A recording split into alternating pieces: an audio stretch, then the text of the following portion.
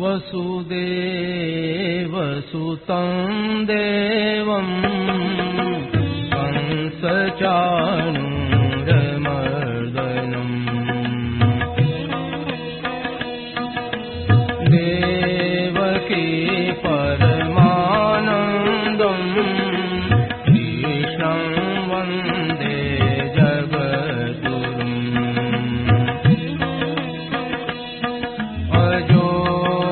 सन्नव्ययात्मा भूतानामीश्वरोऽपि सन्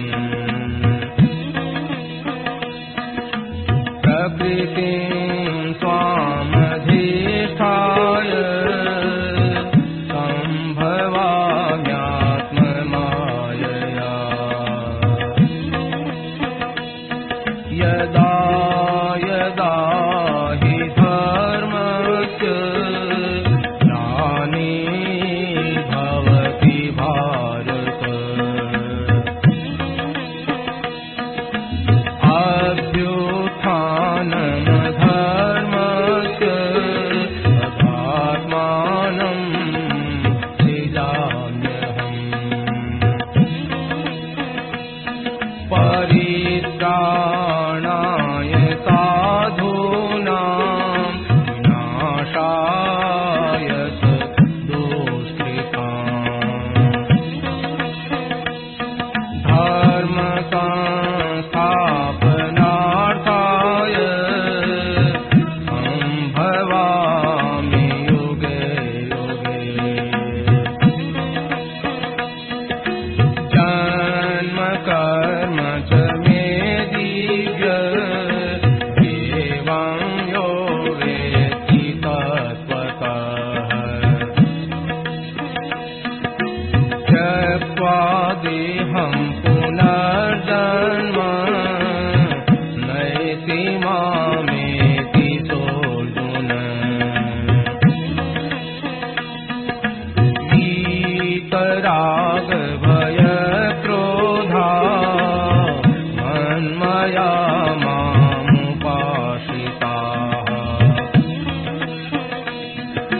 बहवो ज्ञानतपसा भूता मद्भावमागताः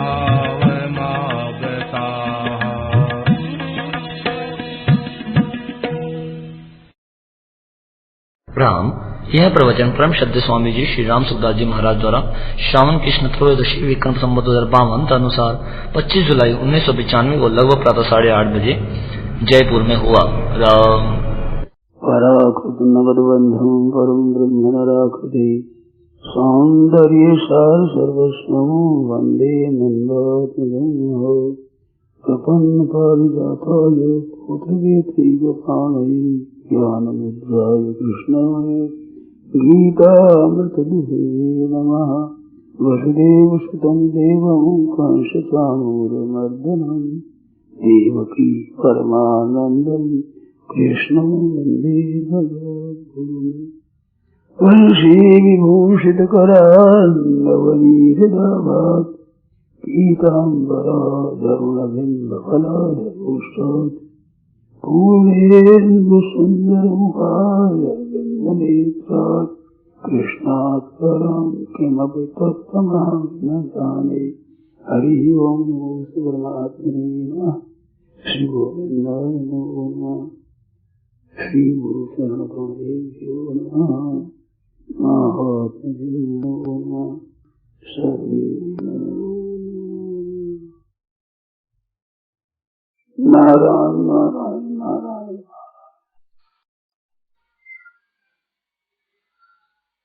सायात्मिका बुद्धि रेखीय कुरुनंदना औशाखा अनंता स्वबुद्धियोग व्यवसाय नाम। मनुष्य का निश्चय एक होना चाहिए। वो एक निश्चय परमात्मा की तरफ ही हो सकता है, संसार की तरफ एक निश्चय नहीं हो सकता।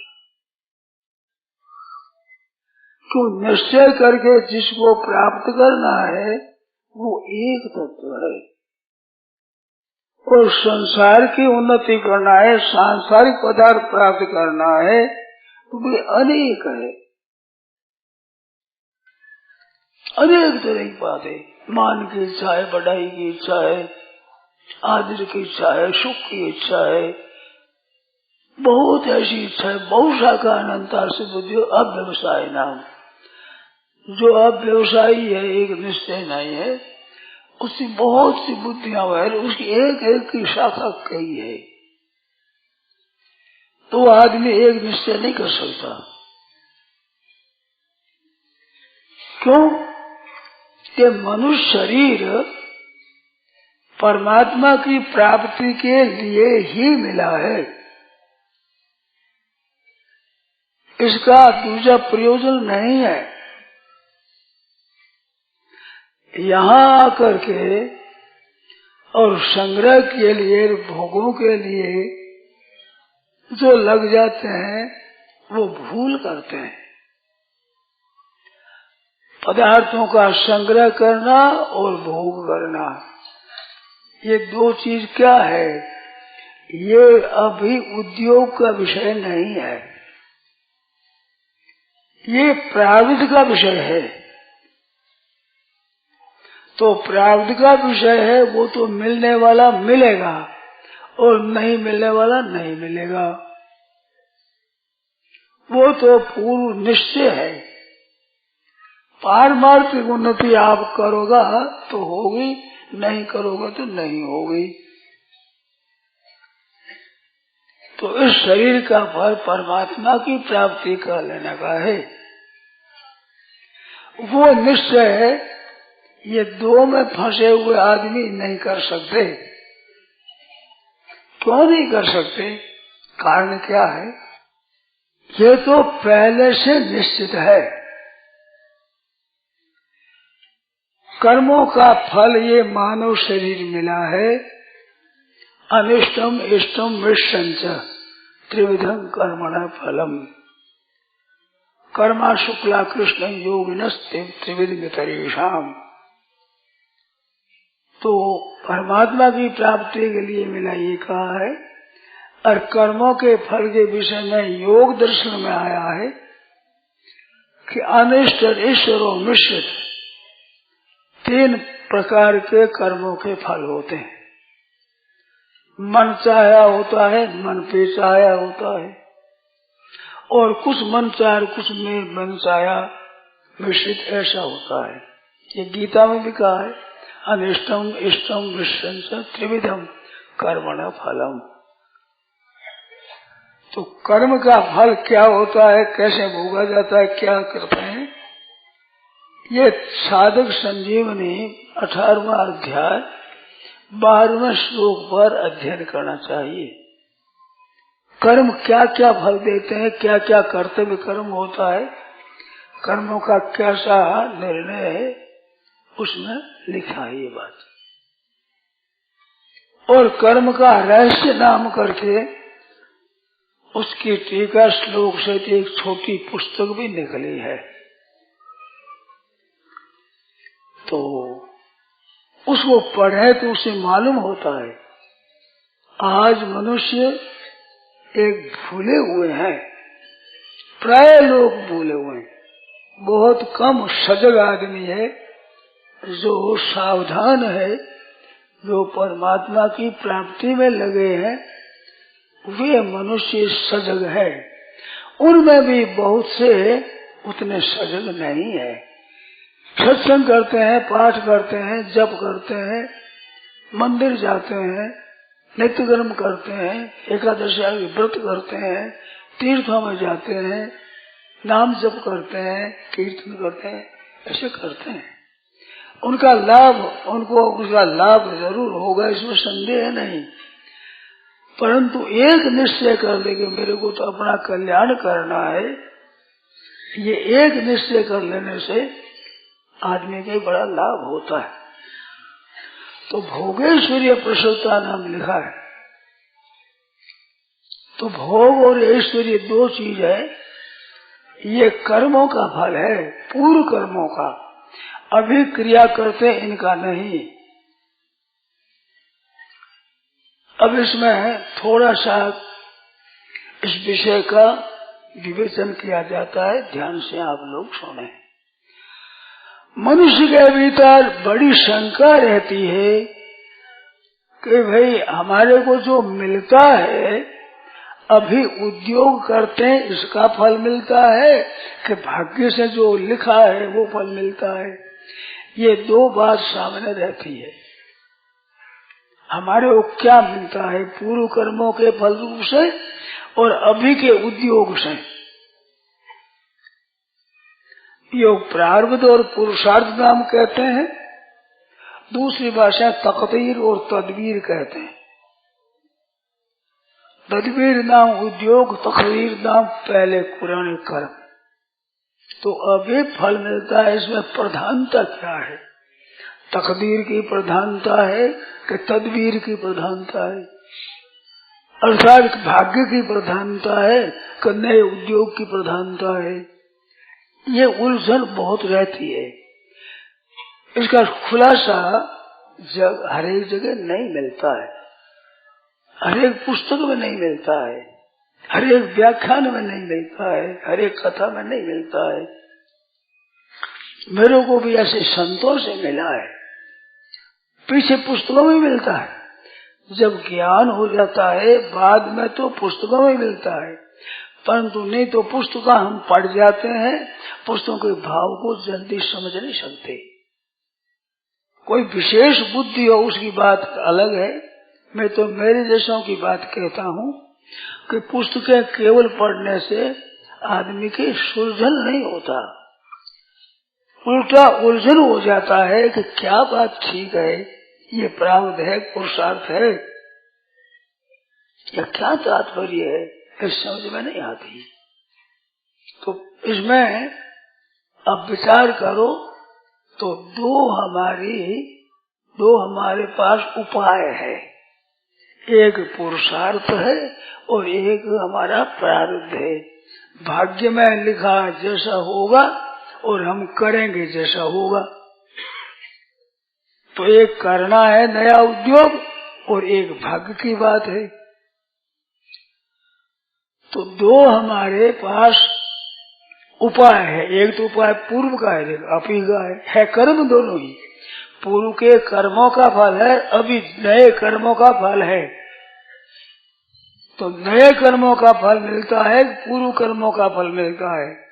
नए कर्मों का फल उद्योग का फल, पुरुषार्थ का फल कहते हैं, और पुराने कर्मों के फल को भाग्य का फल कहते हैं। भाग्य में लिखा है वो होगा, अपने हाथ की बात नहीं है। भाग्यम फलति सर्वत्र न विद्या से पौरुषम, भैया भाग्य का ही फल मिलता है, पुरुषार्थ उद्योग का नहीं। भाग्य में जैसा ही मिलता है।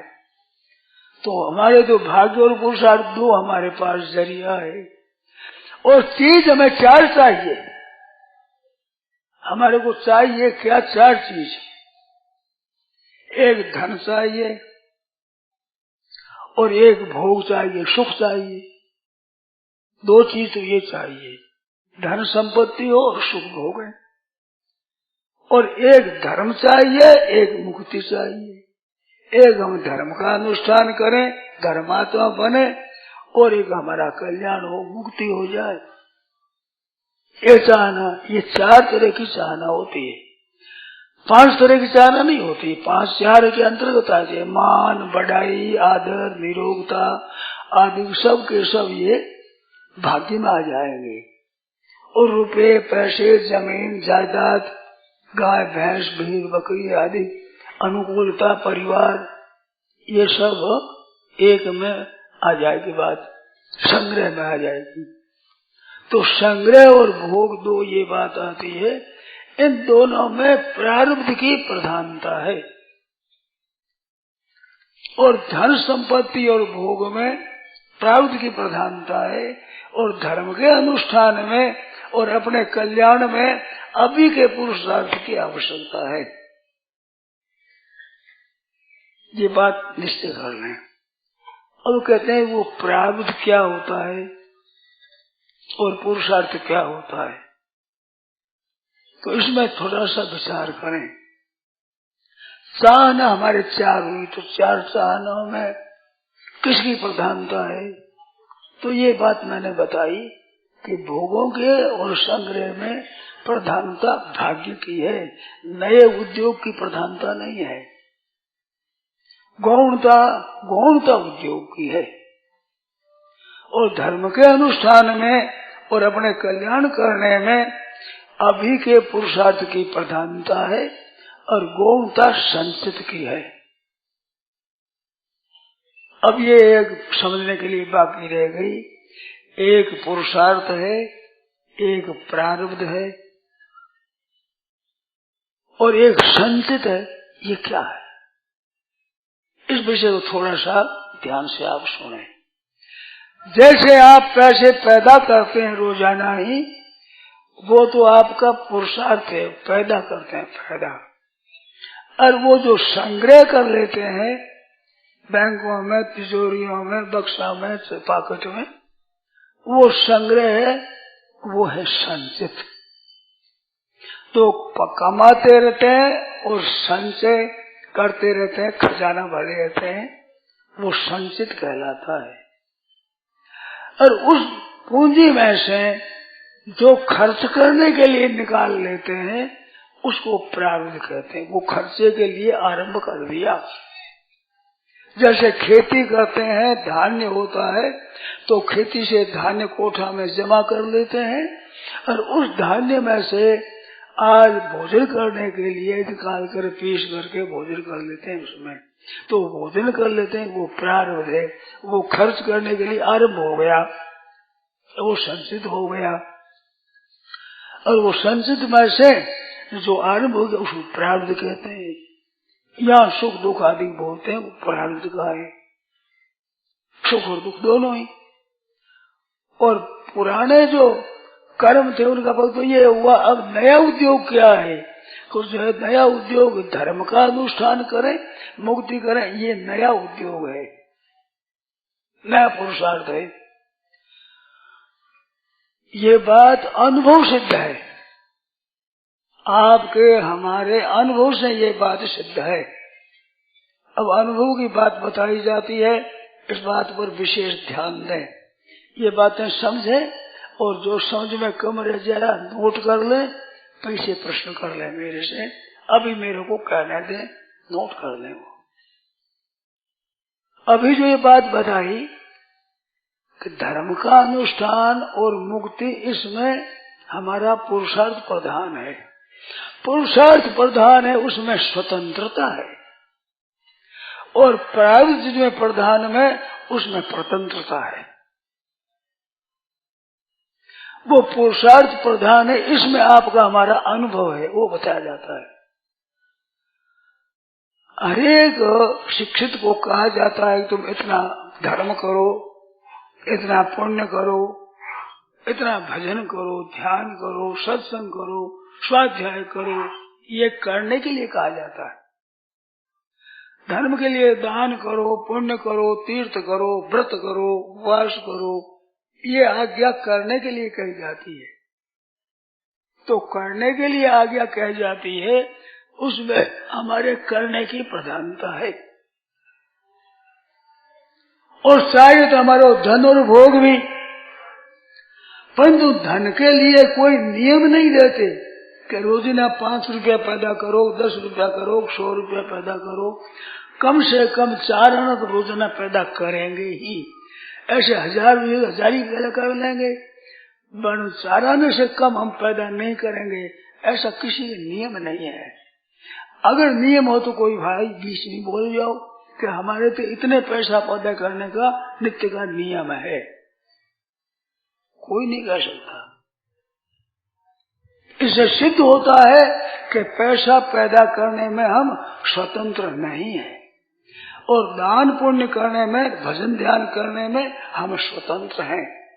कहते पैसा न हो तो दान क्या करे कि नहीं है, उस पर लागू ही नहीं होता। जिस पर लागू होता है उसको ही देने की बात होती है। पर इनकर्म पर ही टैक्स होता है, इनका भी नहीं क्या टैक्स किस बात का। तो दान पुण्य करना कोई बहुत बड़ी बात नहीं है, ये तो टैक्स है, लागू होता है पैसा पैसे होने से, या नहीं तो कोई नहीं लागू होता, परंतु लागू होता है करने के लिए, विश्वास से कहते हैं करो। परंतु भोग भोगने के लिए भी नियम नहीं। जैसे पैसा पैदा करने का नियम नहीं है, ऐसे भोग भोगने का भी नियम किसी के नहीं है कि हम तो हलवा पूड़ी खाएंगे रोजाना, हम तो खीर मालपुआ ही खाएंगे, चाहे बुखार आ जाए कुछ भी हो जाए रोजाना, ये निभेगा नहीं। साधारण को दाल रोटी जो राय खाएंगे, ये भी निभेगा नहीं। हम तो अमुक भोग भोगेंगे रोजाना ही, शब्द स्पर्श रूप रस गंध, ये 5 विषय, और मान आदर सत्कार कीर्ति प्रशंसा आराम, ये 8 है विषय, 8 भोग होते हैं। एक शब्द स्पर्श रूप रस गंध 5 विषय है, एक आदर है, एक प्रशंसा है, एक शरीर का आराम है, ये 8। इसके लिए नियम नहीं कि इतना भोग भोगेंगे, इतना आराम करेंगे, इतना हम करेंगे।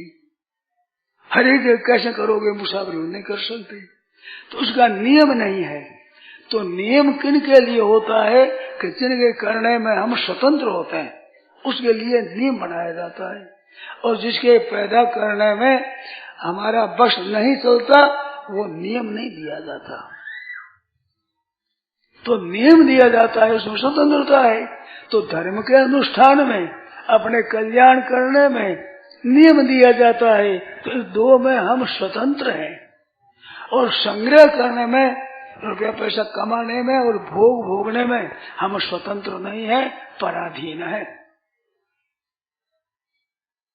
ये बात याद करो, लिख लो, शंका पीछे कर लेना। तो इससे सिद्ध क्या हुआ कि उद्योग किया जाता है जो नए काम जिसमें हम स्वतंत्र हैं। वो उद्योग नहीं कि जिसमें हम स्वतंत्र नहीं है, वो उद्योग का काम नहीं है। पुरुषार्थ करना चाहिए, उद्योग करना चाहिए, धन के लिए भी करना चाहिए, भोगों के लिए भी करना चाहिए, परंतु वो उद्योग के अधीन नहीं है, ये भाग्य के अधीन है। और धर्म का अनुष्ठान और कल्याण, इसमें हम स्वतंत्र हैं, ये हम कर सकते हैं। इस बात को खूब समझ लें। तो वो समझ में एक कहानी सुनाता हूँ, उससे वो बढ़िया बात समझ में आएगी।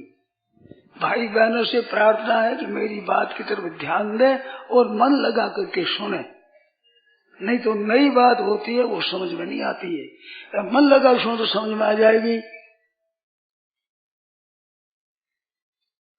क्या 2 बात मैंने कही, एक धर्म का अनुसार कल्याण करना, 2 में स्वतंत्र है, और धन कमाना और भोग भोगना, इसमें वो स्वतंत्र नहीं है, ये बात कही। क्योंकि वो प्रारब्ध के अधीन है, और धर्म और कल्याण करना ये पुरुषार्थ के अधीन है, उद्योग के अधीन है, करने का अधीन है। एक अच्छे वैद्य थे, कहानी सुनाता हूँ ध्यान से।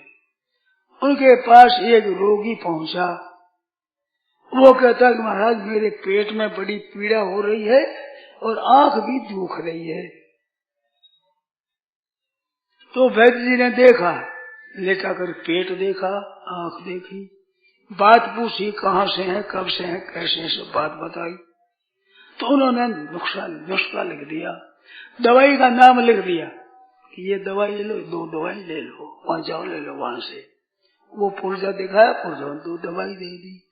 एक दवाई आंख के लिए दे दी कि आंख में अंजन है, सोते समय में आंख में आंच करके और थोड़ी देर ऐसे ऐसे आंख को करना जिससे आंख में गर्म गर्म पानी निकल जाए, फिर चुपचाप सो जाना, आराम करना। ये आंख की दवाई है। और ये चूर्ण दिया है, ये जल में डालकर ओटा लेना, आज सिर का एक सटांग रह जाए, सटांग रह जाए, वो उसको छान कर काटा कर पी लेना, ये पेट में ठीक हो जाएगा। इतने में दूसरा एक आया कि महाराज मेरी बड़ी पीड़ा। अरे क्या है? कि महाराज आंख दुखती है, पेट दुखता है। जी ने क्या भाई, एक हवा चले जो एक तरह की बीमारी हो गई, कैसा हमें तो ऐसी बड़ी बड़ी पीड़ा पेट में हो रही है। उसको देखा, देख करके उसको लिख दिया कि ये पुड़िया है वो अंजन आंख का, सोते समय आने करके और ऐसे करना, जब गर्म गर्म पानी निकल जाए उससे चुपचाप सो जाना, फिर आराम करना, और सुबह ही शाम को काढ़ा ले लेना, जिससे दशा लग जाएगी, ठीक हो जाएगा। दोनों पुड़िया लेकर दोनों चले गए और जाकर किया क्या, एक ने तो जैसे कहा वैसे ही किया तो दूसरे ने वैसे ही, पुड़िया बदल दी, आंख की पुड़िया पानी में डाल दी और ओटा करके पी गया पेट में। और वो चूर्ण था जो काढ़ा बनाने का, वो सोते समय थोड़ा सा आंख में डाल दिया, तो आंख तो ऐसे ही दुखती थी, वे ठोस कचरा पड़ जाएगा, दुखी आंख तो, और पेट में वो वायु कर गई। आंख की दवाई ठंडी होती है, सौम्य होती है, तो वो पेट में पीने से पेट में वायु हो गई, तो पेट दुखने लगा।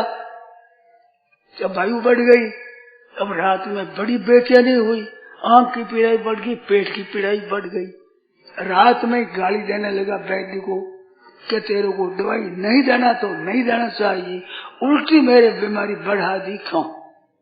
तो जल्दी पहुंचा होगा, दवा खुलने से पहले पहुंच, दवा खोलना खुला ही पहले पहुंच गया। वैद्य जी आए कि क्या क्या बात है, क्या बात है? अरे क्या हुआ, क्या हुआ? तुमने किया वो हुआ, और क्या हुआ? अरे मैंने क्या हुआ, क्या क्या मेरी पीड़ा बढ़ा दी, पेट की पीड़ा भी बढ़ गई, आंख की पीड़ा भी बढ़ गई। खोला बेचैन गई, क्या क्या बात थी? इतने वो दूसरा आ गया तुम्हारे, हमारा ठीक है महाराज, आंख में भी ठीक है और पेट में भी एक दस्त लगी तो उससे ठीक हो गया, दोनों ठीक है हमारे। देखो देखो ये पैसे वाला आदमी, इसको दवाई दी बढ़िया और मेरे पास पैसे नहीं, मेरे दी घटिया। वैद्य कैसे भैया, पैसे की बात नहीं है, दवाई तो वही इसको दी, वही दी। तेने क्या किया, कैसी दवाई थी? कि दवाई थी दो कौन सी, एक तो मैं पी गया और दूसरी लाल पटकी ये थी, ये क्यों बच गई? आंख में आंटी नहीं, माई नहीं, अब कड़ आंख में कैसे मार, तो ये बच गई। तो तुम्हारे महाराज वो तो मैं दोनों लगा दी, आंख वाली आंख में, पेट वाली पेट में। और मेरे उल्टा काम तो तैने किया, उलाना देते हैं मेरे को, पेट वाली आंख में, आंख वाली पेट में, उल्टा काम किया तैने। अब पीड़ा पड़े, निकालो उसको, यहाँ से कोई जरूरत नहीं, और जगह जाओ, हम दवाई नहीं देते। निंदा हमारी करता उल्टा काम तो खुद, और निंदा करता है मेरी, निकालो उसको। ये तो एक कहानी है, इसका तात्पर्य क्या है कि हम लोगों के दो बीमारी है, एक आंख की बीमारी है और एक पेट की बीमारी है। इस दुनिया में एक कूप है जिसके पार कोई नहीं पावे, जिसके भरने कारण प्राणी देश दिशा भर हो जावे। दिन भये पर घर में जाकर सेवा कर कर मर जावे। दिन दुखी सेवा कर कर मर जावे। भजन ध्यान चिंतन ईश्वर का जिसके कारण बिसरावे। ये कूप है क्या? पेट। ऐसा ये कुआ है, भरते ही रहो भरते ही रहो, भरता ही नहीं कभी। कैसे भरे? पेट भरे कैसे पेट में? पेट तो सब शरीर को पुष्ट करता है, कोई भरने के लिए थोड़ा ही है। वो निकट चीज पेशाब तट से निकल जाती है और सार चीज को शरीर के पुष्टि में लग जाती है, तो ये तो शरीर के लिए है, तो ये कुआ भरता नहीं। बड़ी मुश्किल हुई है, इसलिए भरने के लिए देश देशांतर बहुत दूर जावे। अरे क्यों जाते हो महाराज? करें पेट का हुनर है महाराज, क्या करें, पेट भरता नहीं। पेट भरने के लिए काम करते हैं, तो उद्योग सब पेट भरने के लिए लगा दिया, पुरुषार्थ सब रात और दिन पेट भरने के लिए। धनी आदमी को पूछो तो महाराज क्या करें, खर्चा नहीं चलता है। गरीब को पूछो तो बड़ी तंगी आती है। करोड़पतियों को पूछो तो आज तो महाराज पैदा नहीं है, क्या करें। क्या होता है कि 2-4 लाख तो रुपए आ जाते हैं किराए के, और थोड़ा मशीन से 2-4 लाख पैदा हो जाता है, और 1-2 लाख ब्याज के आ जाता है, पैदा कुछ नहीं। अब लाखों आदमी पैदा ही नहीं। घटा लगे लाखों का, घटा लगे करोड़ों का। आदमियों के शरीर आदि शरीर सब आदमियों के पीढ़ियों में लाख का घटा नहीं लगा, उनको दाद लारे घटा लगता है। और पैदा होती में घटा ही घटा क्यों होता है कि जिन प्रति लाभ लोभ अधिकारी, जो लाभ होता है जो लोभ बढ़ता है। जो 10 20 50 भजे तो हो या हजारों तो लाख मंगेगी, तो तृष्णा अधिक रहती आ गई। एक 100 रुपया हो जाए, पहली ऐसे बात होती है 100 रुपया हो जाता है तो कि 1000 रुपये तो अच्छी बात है, 1000 हो जाए कि 1000 से आजकल काम क्या हो गए, कम से कम 10,000 तो होना ही चाहिए, या 10,000 हो जाए। 10,000 होने पर क्या अब तो लाख रुपया होना चाहिए कम से कम। बिना लाख रुपये आजकल महंगी में कोई काम नहीं चलता, व्यापार नहीं चलता। अच्छा 10,000 हो जाए तो लाख होना चाहिए, लाख में नहीं। लाख हो जाने पर फिर 10 लाख की इच्छा नहीं होती है, 1000 होने पर तो 10,000 की इच्छा होती है, और लाख रुपया पूंजी में जमा होने पर 10 लाख की नहीं करोड़पति होने की इच्छा होती है। तो 100 होने से 1000 की इच्छा तो 900 का घाटा, और 1000 हो जाए 10,000 तो 9,000 का घाटा, और लाख हो जाए तो 99,000 का घाटा। पहले तो 10 रुपये घाटा था और 100 गुना घाटा है। 1000 का 10,000 में संतोष कर लेगा, 10,000 लाख में कर लेगा, लाख 10 लाख में नहीं करेगा। लाख रुपया होने पर करोड़ चाहता है, अब घाटा 99 लाख का है। तो लोग कहते धन बढ़ा, धन बढ़ा दरिद्रता बढ़ी। कोवा दरिद्रो ही विशाल तृष्णा, जिसके तृष्णा विशाल है वो दरिद्री है। जिसको पानी बहुत ज्यादा पी जाए, ज्यादा प्यासा, थोड़ा पिए थोड़ा प्यासा, भोजन कराओ ज्यादा खा ले, ज्यादा भूखा, थोड़े से तृतीया थोड़ा भूखा। ऐसे साधारण आदमियों के भूख है थोड़ी 10 20 50 100 200 500 की, धनियों के होते करोड़ों की भूख। तो दरिद्र बड़े दरिद्र लोग कहते धनवान। आप क्षमा करना, मैं निंदा नहीं करता हूँ, मैं आपकी स्थिति बताता हूँ। रुपये अधिक होते हैं तो अधिक ही चाहना होती है, अधिक ही अन्याय करते हैं। थोड़े पूंजी वाला टैक्स पूरा दे सकता है, पर करोड़ों रुपया में पैदा होती है तो बड़ा टैक्स मुश्किल है, क्योंकि टैक्स बहुत बढ़ गया। इतना टैक्स दे तो घर में क्या रखेगा, मुश्किल हो गई। तो अधिक पैदा वाला हो गया, दरिद्री ज्यादा, टैक्स उनके ज्यादा, तृष्णा उसके ज्यादा, अभाव उनके ज्यादा। करोड़ रुपया पूंजी हो गई, करोड़ रुपया अब वे खर्च करते हैं, कमा तो कमा लो खाओ।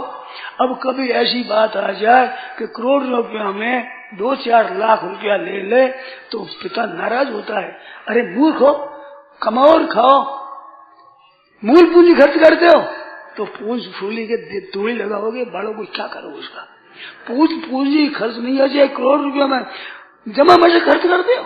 कमाओ खाओ ठीक तरह से जमा करो, प्रत्येक वर्ष में कितना जमा होता है तुम्हारी, तो जमा किस वास्ते करते हैं इसका पता नहीं है। मैंने पूछा एक धनी को कलकत्ते में, मैंने कहा इतना धन कमाते हो, दाल रोटी खाते हो, धन का क्या करोगे। शांति से पूछा, तुम्हारा बड़ा सज्जनता से उत्तर दिया कि स्वामी जी इसका हमारे पास जमा नहीं है, बस कर जाओ, संग्रह कर जाओ। अरे करोगे क्या यार, मर जाओगे तो किस काम आवेगा। पापी रोधन पड़ जाए, पीढ़ी से जड़ती तर खाए, क्या काम आवे तुम्हारे। तुम करते जाओ, संग्रह करो, अरे मूल खर्च मत करो। अरे महाराज करोड़ रुपया में 5-10 लाख भी लग जाए तो घबरा जाते हैं, मूल पूंजी खर्चे कहीं के। तो मूल पूंजी किस वास्ते है, मूल में खर्च हो जाए मालूम होता मेरा कर्जा हो गया, अब 10 लाख खर्च हो गया, 10 लाख का कर्जा हो गया, इसकी पूरी करो, जल्दी करोड़पति करो। तो ये धन की पूंजी की इच्छा बढ़ती रहती है, पूरी नहीं होती। ये पेट की बीमारी, क्या देते हैं पेट की बीमारी, पर बीमारी संग्रह की है। पेट तो भर जाता है बेचारा, कहते हैं ये पेट भरते और क्या करें हम, हमारा निर्वाह करते हैं। तो बीमारी है पेट की। हुई दूसरी आंख की बीमारी। इस दुनिया में एक अंधेरा सबकी आंख में जो छाया, जिसके कारण सूझ पड़े नहीं कौन हूँ मैं कहाँ से आया। और कौन दिशा को जाना मुझको, किसको देख मैं ललचाया। और कौन मालिक है इस दुनिया में, किसकी बनाई यह माया। ये दिखता नहीं, ये अंधेरा है। तो हम क्या करें, अंधेरा आंख की बीमारी एक तो, और एक भी पेट की बीमारी। तो आंख की बीमारी है, वो क्या है? अब इसके लिए पूरी आंख की बीमारी दिखता नहीं, मैं कौन हूँ, कहाँ से आया हूँ, क्या कर रहा हूँ, क्या करना चाहिए, अगर कहाँ जाना होगा, माया क्या है, जीव क्या है, ईश्वर क्या है, ब्रह्म क्या है, परमात्मा क्या है, चेतन क्या है, जड़ क्या है, द्वैत क्या है, ये दिखता नहीं, ये आंख की बीमारी। तो गए हम वैद्य के पास, वैद्य हमारे भगवान, उनके पास गए। अब ध्यान देकर सुनना, आंख की बीमारी के लिए पुरुषार्थ रूपी पुड़िया दी। सत्संग करो, स्वाध्याय करो, पुस्तक पढ़ो, गहरे उतर करके समझो, ये पुरुषार्थ की पुड़िया दी। और पेट की पुड़िया है जो निर्वाह, उसके लिए प्रारूध दिया। प्रारूध पहले रचा, पीछे रचा शरीर। तुलसी चिंता क्यों करे, भजले श्री रघुवीर। प्रारूध पहले होता है, जन्म पीछे होता है। जैसे भाई बहन सोचो कि आप हम अपनी माँ के जन्म लेते हैं तो हमारे लिए दूध पहले तैयार होता है। बच्चा पैदा होने के बाद दूध का प्रबंध नहीं होता है कि बच्चा पैदा हो गया अब दूध के लिए उद्योग करो। उद्योग कर क्या करोगे आप? बच्चे को दूध पैदा कर लोगे? वो पहले पैदा होता है, बच्चा पीछे पैदा होता है। इस बात से चतुर माताओं की बातें मैंने सुनी है, जब बालक पैदा होता है तो बालक को दूध पिलाते हैं, उसके माँ के दूध का जो पहला निकाल देते हैं वो खील हो जाती है, वो ठस जाता है, ठस जाने से वो कड़ा हो जाता है। वो अगर बालक के तो पचा नहीं सकता, इस बात से उसको निकाल देते हैं। पहले वो निकाल करके पीछे पिलाते हैं। तो निकाले क्यों कि पहला पुराना दूध पड़ा पड़ा गाढ़ा हो गया, अब वो पचेगा नहीं बच्चे का। बच्चा तो बेचारा जन्मा है, चूहे जितना छोटा सा है, इस बात से वो कड़ा निकाल देते हैं। इससे सिद्ध हुआ कि दूध पहले पैदा हुआ, दूध पहले पैदा हुआ जो पुराना हो गया, अब बच्चा पीछे पैदा हुआ। ऐसे मात्र प्राणियों के लिए निर्वाह की चीज पहले पैदा होती है। तस्य विपाको जात्यायुर होगा, ये आया योग दर्शन में। एक तो जन्म होगा, पुराने कर्मों के कारण से किस कुल में किसके यहाँ जन्म होगा, वो पुराने कर्मों से जन्म होगा। एक आयु होगी, कितना उम्र जिएगा, कितना वर्ष, कितनी आयु, कितने श्वास हो गए, वो होगा। एक कब कब सुख और दुख की परिस्थिति आवेगी, कब घाटा बाधा लगेगा, कब आरोग होगा, निरोग होगा, कब कैसे होगा, एक भोग होगा। ये तीन चीज पहले बताते हैं। आयु कर्म से वित्तन से विद्या निधन देव से पंचेतानि सृजनते गर्भस्थ शैव देहिना। गर्भ में रहते हुए 5 चीजें बताते हैं और योग दर्शन में 3 आई है। आयु और कर्म, मान कैसा कर्म करेगा, कैसे कैसे प्रवृत्ति होगी, वित्त कितना, धन कितना होगा, ये 3 और ये 3 तो वे 2, ये 5। पर दार्शनिक बात है वो श्रेष्ठ है। जन्म, आयु और भोग, ये 3 चीज होती है तो वो पहले से है। आपके निर्वाह करने की सामग्री पहले, प्रारूध पहले रचा, पीछे रचा शरीर। तुलसी चिंता क्यों करे, भजने श्री रघुवीर। तू चिंता निर्वाह क्यों करे, तो चिंता करनी है कल्याण के लिए। तत्व चिंता भव है वराम भोग निष्ठाम कनिष्ठाम दोषाविष्टाम सुमत हरिणीम अत्यनिष्ठाम वशिष्ठाम। ये चिंता नहीं करनी है। चिंता पर ब्रह्म विनिश्चय, चिंता करनी परमात्मा का निश्चय करने के लिए। तो उद्योग, पुरुषार्थ, काम करना सब आंख के लिए, जिससे सूझ पड़े नहीं कौन हूँ मैं, कहाँ से आया है, क्या कर्मों का फल भोग है, कहाँ जाना है, किससे उद्धार होगा, किससे पतन होगा। ये है आंख के लिए पुड़िया। और निर्वाह के लिए प्रारब्ध, अन्न, जल, वस्त्र, मकान, एक ऐसी सुविधा होगी, ये प्रारब्ध के अनुसार है। ये है प्रारब्ध रूपी पुड़िया। तो पुड़िया जिसने ठीक ली, उसकी तो आंख ठीक हुई, पेट भी ठीक हो गया। तो उसने क्या किया, पुड़िया पुष्ट दी। आंख में लेने की पुड़िया तो पेट में ले ली, और पेट की ले ली आंख में। मानो रात दिन उद्योग करना, पुरुषार्थ करना, सत्संग करना, तत्व समझना, पुस्तक पढ़कर गहरा उतरना समझना, ये आंख की पुड़िया है। कौन हूँ, कैसे हूँ, जड़ हूँ, चेतन हूँ, आगाड़ी कैसे जाना है, क्या फल होगा, कैसे कैसे पहले फल भोगा है और आगाड़ी कैसे होगा। ये पुरुषार्थ, उद्योग, पढ़ाई, सत्संग, स्वाध्याय करके, ध्यान जप करके इसको समझना। ये आंख की पुड़िया है। और प्रारब्ध का निर्वाह, कि निर्वाह के लिए 5-6 घंटा काम कर दो, जितना मिलना उतना निर्वाह हो जाएगा। प्रारब्ध पहले रचा है। और ये रचने के लिए उद्योग का, तो उद्योग जो पुड़िया लगा दी धन कमाने में। तो भजन ध्यान कर दो, हमारा भजन ध्यान लिखा हुआ नहीं, हमारे सत्संग कर दो, सत्संग लिखा हुआ नहीं है। अरे ये लिखा हुआ है ही नहीं, लिखे हुए तो धन और भोग है, ये तो पुरुषार्थ करने का है। तो पुरुषार्थ करने की पुड़िया तो कर दी पेट भरने के लिए, प्रारब्ध के लिए। वो प्रारब्ध से होता है वो, और प्रारब्ध से होने वाले लगा दिया सब हमारे भावन लिखा नहीं। मैंने यहाँ तक सुना है, बड़े आश्चर्य की बात। अरे भाई राम राम करो, हमारा राम राम नहीं कर सकते, भाग में लिखा नहीं। 100 मुन्ना ताला है, अब ताला इतना बड़ा है और तोड़ भी लिया।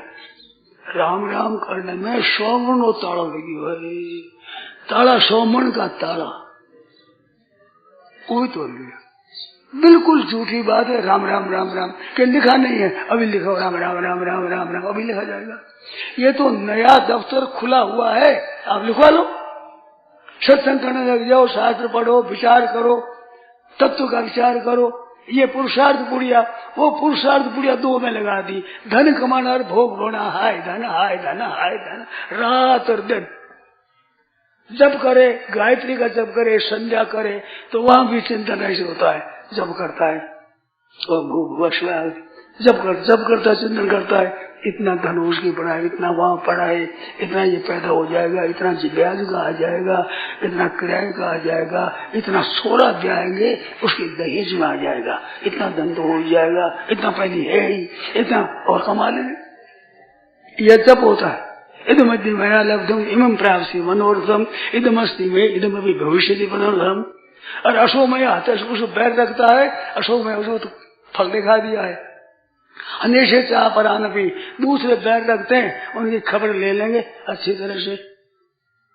अनेश चाह परानी, ईश्वर हो, मैं शुद्ध शुद्ध हूँ, भगवान सुखी, मैं सब जानता हूँ। क्या जानते हो मेरे को? तुम मेरे को पहचानते हो? मैं कैसा हूँ? ऐसा कर दूंगा, यूं कर दूंगा, ऐसा कर दूंगा। दे दे मुंह सा ताव गरीबा मारता, कर पुटियरा पाव गया झक मारता, यूं कर दूंगा, कर दो। क्या कर दोगे? ये काम और क्रोध का चिंतन होता है। जब करते हैं, संध्या करते हैं, भजन करते हुए ये चिंतन होता है। ये संध्या होती है, वो खास कल्याण की बात है, वो भी उसी के चिंतन में। और रात दिन भोग भोगने में, ऐसे भोग मिल जाएगा, ऐसे सुख हो जाएगा, ऐसे शो बनाओ, ऐसा मकान बनाओ, ऐसे कुर्सी लाओ, ऐसे सजावट करो, इसमें सुंदरता आ जाएगी, इसमें राजी हो जाएंगे। अरे क्या कर रहे हो? क्या करता था? क्या कर रहे हो? जीव का कल्याण करने का पुरुषार्थ लगाना चाहिए। सब पुरुषार्थ लगा दिया इसमें, बुद्धि लगा दी इसमें। नई नई चीजें लाओ, नई नई लगाओ, शो लगाओ, बढ़िया सुंदर लगे, बढ़िया लगे। ये क्या कर रहे हो? कहते तो मूर्ति पूजा नहीं करते, पर मूर्ति पूजा वही करते हैं। और मूर्ति पूजा करने वाले मूर्ति पूजा नहीं करते। मूर्ति पूजा करने वाले कहते हैं तुम मूर्ति पूजा करते, हम मूर्ति पूजा नहीं करते, हम भगवान का पूजन करते हैं। सशंग सक्रम सकीरीट कुंडलम, भगवान का ध्यान करते हैं, भगवान का पूजन करते हैं। वो कहते हैं एक बुत परेशता है, मूर्ति पूजा वालों को नाश कर दो, मूर्ति पूजा वालों को ना मार दो, ये होगा मूर्ति पूजा वाला। तो मूर्ति पूजा वाला कौन है? मूर्ति पूजा भी ऐसा,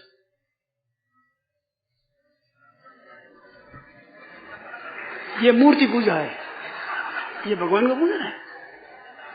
सुंदर मकान को सजाते हैं, सुंदर श्रृंगार करते हैं, सुंदर बच्चों को पढ़ाते हैं, स्त्रियों को सुंदर सजाते हैं, ये है मूर्ति पूजा। ये भगवान का पूजा, मूर्ति पूजा नहीं है। वहां मूर्ति पूजा हो तो पत्थर के हो तो तुम अमुक पत्थर में निकले महाराज, पहाड़ के हो, अमुक शिलावट में तुम्हें घर आए, तुम लाए हो, पर ऐसा पूजन करते हो? कोई भगवान का नाम लेते हैं तो भगवान का पूजन होता है, मूर्ति का पूजन होता है? वो तो करते हैं भगवान की पूजा, यार मूर्ति की पूजा ये करते हैं। नोट थोड़ा सा खराब हो तो नहीं, अच्छा नोट हम सही तरह से रुपया घसते आए तो नहीं लेंगे हम, ये मूर्ति पूजा है, बड़ी अच्छाई है। जो भोगों को चाहते हैं, रुपयों को चाहते हैं, सुंदर चीज चाहते हैं, ये सब मूर्ति पूजक है। और ये भगवान का चाहते हैं, भगवान का पूजन है।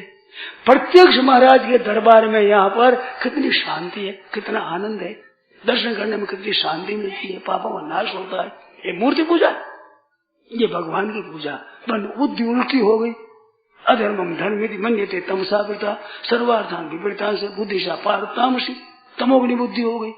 अब सजावट करते हैं, ये मूर्ति पूजा करते हैं लोग, भगवान का पूजन नहीं करते।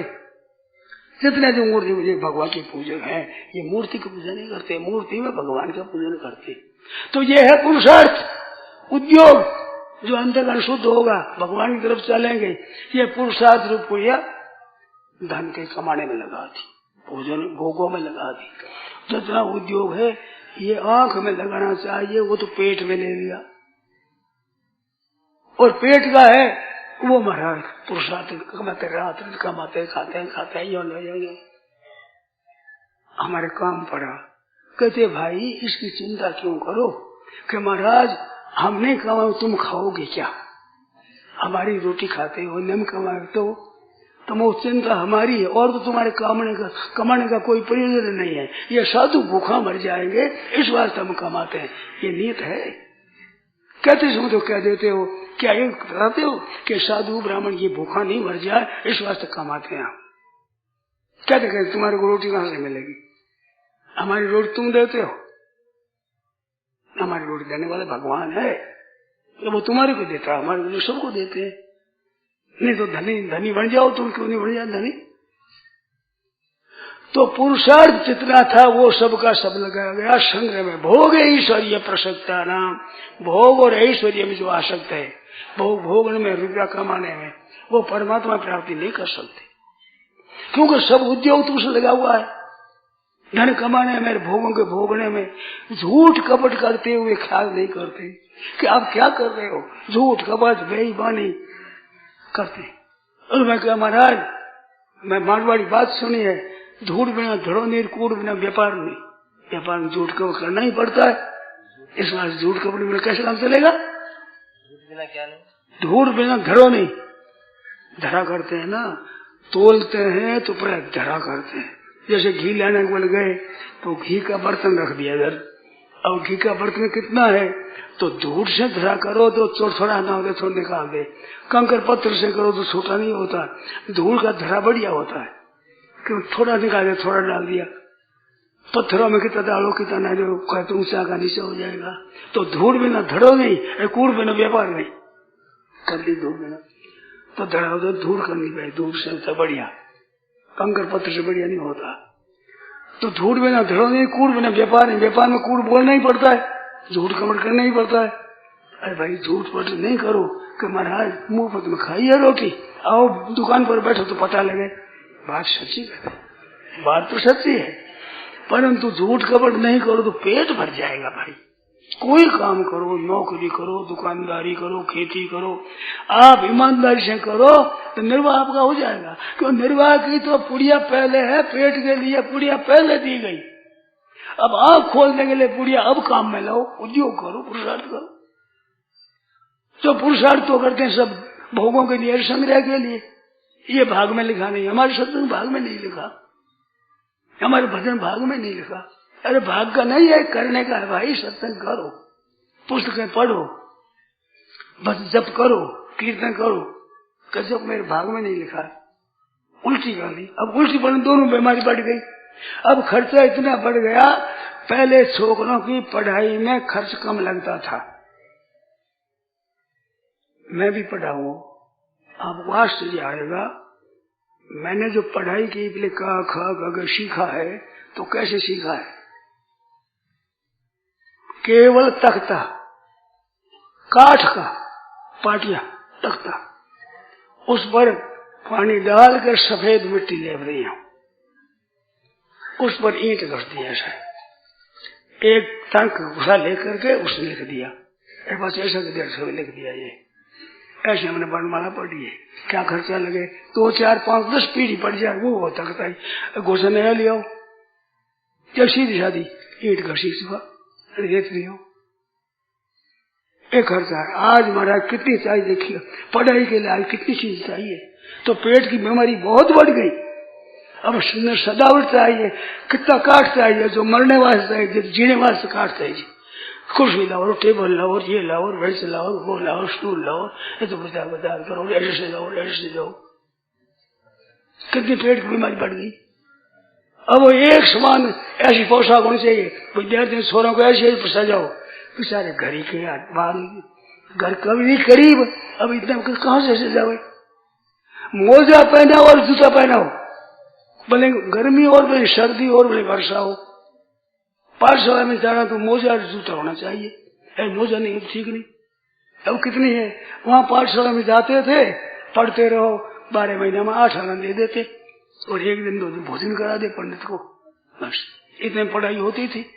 अब पढ़ाई की जगह कितनी फीस हो गई, कितनी पुस्तकें हो गई। अभी नई पहले वाले पुस्तकें रद्दी कर देते हैं, पुस्तक लिखने वाले कहते ये नहीं है, अब नई क्लास में नई पुस्तकें होगी। अरे एक तख्ते पर 5-10 पीढ़ी पढ़ जाओ, क्या तो होगी, क्या खर्चा लगता है। तो ये आंख का पेट की पीड़ा कितनी बढ़ गई, पेट का खर्चा कितना बढ़ गया। इधर तो 3 तरह की आफत आई है, 3 तरह की। एक तो चीजों की आवश्यकता ज्यादा पैदा कर ली, सजावट चाहिए, सुंदरता चाहिए, सजावट अधिक चीज चाहिए। एक चीज तेज हो गई, एक पैसा कम हो गया। 3 आफत हो गई, पैसा तो होगा कम, खर्चा बढ़ गया ज्यादा, आवश्यकता होगी ज्यादा। 3 बातों में आदमी मर रहे, फंस रहे हैं। या खर्चीला बढ़ा रहे हैं, पाप बढ़ा रहे हैं, और सुंदर बढ़ाओ, सुंदरता बढ़ाओ, मकान की सुंदरता, शरीरों की सुंदरता, कपड़ों की सुंदरता, ये बढ़ाओ। हमारे हिंदुस्तान में महान अनर्थ हो रहा है, स्त्रियों के रूप की प्रतियोगिता। अब लले रूप दिखाओ, सूर्या पश्चिम धारा। स्त्रियां थी जो सूर्य नहीं देखता था, ऐसे जिसमें आज दौड़े फिरती फिरे और प्रतियोगिता हुए, इसका तो ये सुंदर है, इसका तो और सुंदर है, इसका तो नाक सुंदर है, इसका तो ये सुंदर है। ये देखे वेश्याओं की तरह इज्जत हो रही है। ये हमारी माताओं की दशा हुई है, स्त्री का आदर बढ़ाया है। ये क्या, ये पेट बढ़ गया, ये पेट की बीमारी।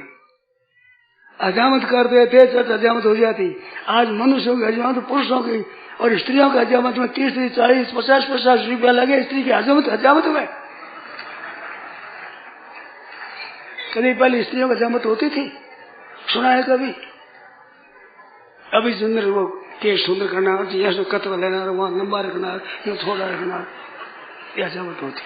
50-60 रुपया लगे, 1000 हजामत हुई। या फिर केस इधर उधर हो जाए, ये तो घास में जो उगे सभी, अब इधर उधर हो जाए, फिर काट को ठीक करो, फिर पीछा हो जाए। वैसे क्या आफत छेड़ी है। और श्रृंगार करने की, वही रंग की साड़ी, वही रंग का लहंगा, वही रंग के टीकी, वही रंग की चूड़ी, वही रंग का ये तितलियां में जो बना हुआ। अब बेचारे गरीब घर की स्त्री है, इतना तितली कहां से बने, तो उसका अब तुम्हारी तितली बने तो भाव सामने बरोबर। कितना तिरस्कार कर रहे हैं। ये पेट की पीड़ा बढ़ गई महाराज, क्यों उल्टी पीड़ा ले ली। अब उल्टी पीड़ा में तो बढ़ेगा, बीमारी बढ़ेगी और घटेगी नहीं, इस से ये सजेगी। अब दुख पा रहे हैं ऐसे, खर्चीला जीवन हो गया, मजदूरी लगती नहीं। धनी आदमियों को तो पैसा बढ़ गया ज्यादा, गरीबों को बढ़ गई गरीबी ज्यादा, उसकी सहायता नहीं करते। ब्याह में 5-5, 7-7 लाख, 10 लाख, करोड़ रुपया तो ब्याह में रुपया लग जाए, सोरी के ब्याह में, यार गरीबों को देने वास्ते है ही नहीं कुछ भी। ये दशा हो रही है, उल्टा खर्चीला जीवन बना रहे हैं, ब्याह में खर्चा करते हैं निरर्थक। अब लड़की ब्याह नहीं है तो बड़ी मुश्किल हो गई। उसको जा पूछे आपकी लड़की है, हमारे लड़का क्या कितना खर्चा करेगा, लड़के वाला कितना खर्चा करेगा, कि 20-25 हजार कर देगा। हाँ, 50 हजार का हमने किया ही नहीं। 50 हजार कीमत, बड़े सो पावे, सोरा नीलाम हो रहा है। ये कोई परिवार है, ये कोई सभ्यता है। मोल मुलाई होती है सोरे की, ज्यादा रुपया हो तो सोरी मिले, नहीं सोरा मिले। छोरियों को है तिरस्कार। इस वास्ते क्या करो प्रयाग नियोजन में छोरी अगर मैं हमस गिरा दो। दशा क्या हुई, साफ आप हो जाओगे, नष्ट हो जाएगा वंश। अभी जैसलमेर में महेशों का समाज इकट्ठा हुआ, जिसमें बताए 35 तो है छोरियां और 65 है छोरा प्रतिशत। 35 छोरी 65 छोरा। अब 65 छोरों का 35 का ब्याह होगा और 30 का नहीं होगा ना, वे तो खत्म हो गई। इधर तो जन्मते ही दे दो, क्या करोगे, ऑपरेशन करा लो, इधर गर्भपात कर दो और इधर छोरियों को गर्भ में गिरा दो। तो परमात्मा के छोरा छोरी बरोबर जन्मते हैं, उनमें छोरों को तो गिरा, छोरियों को गिरा दो, तो छोरा अधिक हो जाएगा, ब्याह कहाँ करेगा, वंश कैसे रहेगा। वंश नाश करने को तो ये तो राष्ट्रीय खास कायदा है, ये तो सभ्यता है यार। परिवार नियोजन तो ख्याल नहीं करते दशा क्या होगा, इसका नतीजा क्या होगा, सोचते नहीं, सुनते नहीं। ये सत्संग करने वाली बहना माताएं नहीं सुनती। अब क्या करें बताओ। अरे कितने अनर्थ में जा रहे हो, कितना पाप कर रहे हो, कितना अत्याचार करते हो, कितना अन्याय करते हो। लोग बिगड़ता है, परलोक बिगड़ेगा। ब्रह्म हत्या से दुगुना पाप है गर्भपात करने का। छोड़िए पाप गिरा दो, अरे हम छोरा ही गिरा दो, आज ऐसा हो रही है। तो ये पेट की बीमारी बढ़ गई। हमारा समय हो गया, बाद क्या करें, ख्याल नहीं, क्षमा करना भाई। 31 मिनट हो गए। नारायण नारायण नारायण नारायण। गोविंद गोपाल की जय हो।